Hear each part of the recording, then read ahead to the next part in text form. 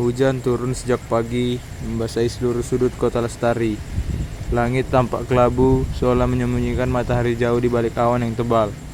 Di depan gerbang sekolah, seorang laki-laki bernama Dimas berdiri sambil memegang tas di atas kepalanya, berharap bisa melindungi diri dari air hujan yang terus jatuh tanpa ampun. Ia tidak membawa payung hari itu. Entah mengapa, pagi tadi langit justru terlihat cerah, membuatnya merasa tidak perlu bersiap apa-apa. Namun seperti biasa, hujan datang dengan sifatnya yang tak terduga, seperti seorang yang muncul kembali setelah lama menghilang.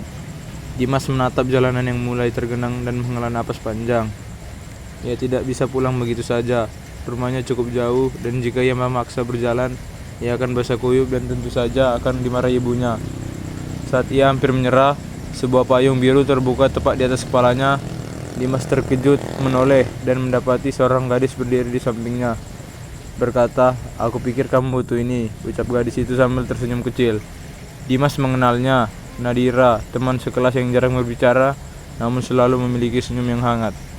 Mereka tidak pernah dekat, tapi entah mengapa kehadirannya selalu terasa tenang. "Terima kasih," jawab Dimas gugup. "Aku benar-benar tidak siap menghadapi hujan hari ini." Nadira mengangguk pelan. Hujan memang suka mengejutkan, sama seperti waktu.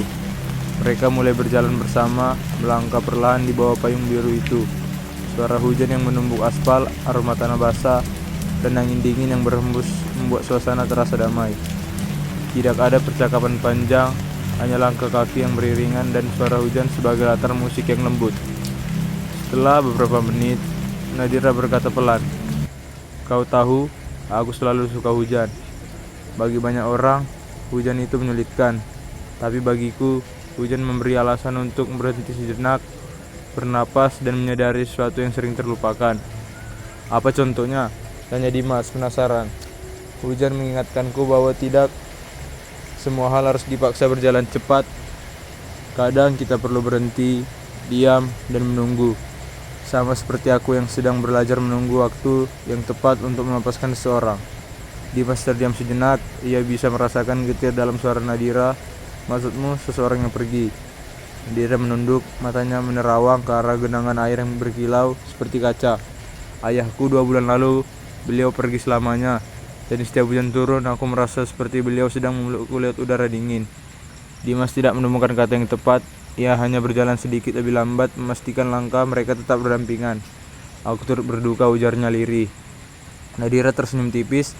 "Tidak apa-apa, hujan mengajarkanku satu hal. Yang hilang tidak pernah benar-benar pergi. Mereka yang berubah menjadi sesuatu yang tidak selalu terlihat, seperti hujan yang akhirnya menjadi pelangi." Hujan mulai mereda, langit yang kelam membuka sedikit celah cahaya, dan suara rintik memudar menjadi gerimis lembut. Mereka berhenti di depan rumah Dimas. "Terima kasih sudah berjalan bersamaku," ucap Dimas. "Dan terima kasih sudah mau mendengar," balas Nadira. Dimas tersenyum. "Kalau besok hujan lagi, bolehkah aku meminjam payung birumu sekali lagi?" Nadira tertawa pelan. "Asal kau janji tidak akan berjalan sendirian." Dimas mengangguk mantap. "Janji." Dan di bawah langit yang mulai cerah, keduanya menyadari bahwa kadang hujan bukan sekedar air yang jatuh dari langit, tapi pertemuan yang membuka pintu bagi cerita baru.